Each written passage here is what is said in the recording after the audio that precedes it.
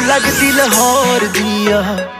ਜਿਸ ਹਿਸਾਬ ਨਾਲ ਹੱਸਦੀ ਆ, ਉਹ ਲੱਗਦੀ ਪੰਜਾਬ ਦੀ ਆ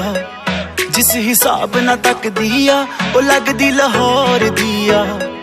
ਜਿਸ ਹਿਸਾਬ ਨਾਲ ਹੱਸਦੀ ਆ। ਕੁੜੀ ਦਾ ਪਤਾ ਕਰੋ ਕਿਹੜੇ ਪਿੰਡ ਦੀ ਆ, ਕਿਹੜੇ ਸ਼ਹਿਰ ਦੀ ਆ, ਲੱਗਦੀ ਲਾਹੌਰ ਦੀ ਆ ਜਿਸ ਹਿਸਾਬ